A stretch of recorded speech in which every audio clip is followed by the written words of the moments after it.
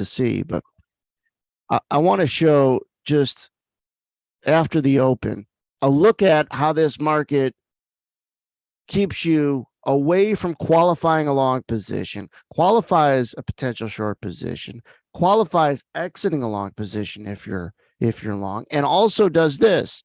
If you're a profile trader, we threw up a profile for volume, an LVN, a notch of low volume.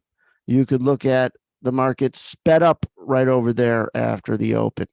And then you're looking at, well, I can't just lay an offer, or a lot of people who trade profile think they could just lay an offer to get short and lay a bid to get long, and life is good. They get run over on all their losers and they miss many of their winners. That doesn't work. How do you qualify something to be able to time a move to an area of resistance for the move lower?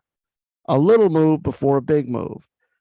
Well, with the idea of tracking other people's positions and then making it easier, showing the laser of stuck longs and stuck shorts, total longs, total shorts, which are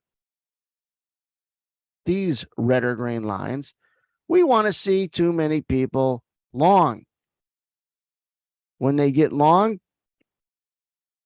then they become sellers, and that gives a better opportunity for price to go lower. You need sellers to get price to go lower. So a lot of profilers will miss selling it here because they're trying to sell it too high, and they were right. They're not on the team. How do you qualify? You got to have the skill at some point to be able to read the real time. And right there, you've seen the laser, which we call laser, go from red to green, both here and the inside laser right there. You see them tighten up. You see slightly more longs than shorts, and that's the qualifier you need for that. Let me back it up for that. The continuation. Now, it doesn't have to go down a lot. You need it to go down a little, because markets always go down a little before they go down a lot. And start getting better at qualifying a price or an area, not just laying bids and offers at your best support or best resistance. Coming up with good support resistance is always important. And there's better ways to come up with better supports, better resistance. But you better know why support works when it works. You better know why resistance works when it works and the dynamic behind it. Then you come up with better lines in the sand. And that's not going to be enough. You still got to qualify it. So when it gets up to the moment where you might want to put on a position, do you have the tools to disqualify this resistance level so you could avoid many of the losers where it just runs right through you? You immediately get filled and stopped out, or eventually filled and then stopped out, and you never had a chance, and it was random. Sometimes it works and you're not on the team. When it doesn't work, you're always on the team. Well, you can't lay on the railroad tracks and hope the train stops. You got to be on the platform, watching and reading to see if the train's going to stop. You can get on, it goes the other way, or it's going to follow through. If you're not reading anything in the real time, you're never going to get consistent. You're going to get lucky. You're going to have moments where you make some money and maybe put some days and weeks together, and then wham, in one day or 1-2 trades, it's all gone. It's because what you were using to make that money was just random, and you just got lucky. The market's just cooperated. But if it takes you 2-3 weeks to make money and one day to lose money, that's not going to be a strategy that's going to create consistency.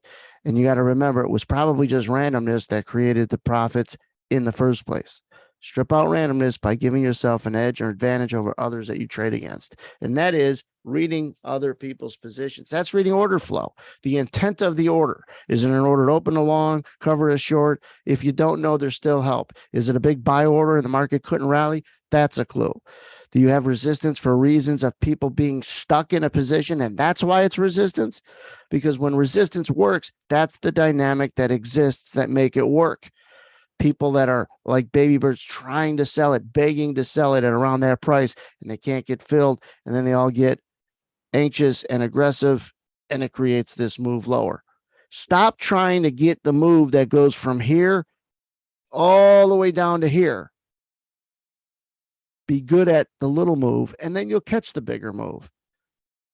Just don't go trying to hit the ball off the wall every time you swing the bat or click the mouse.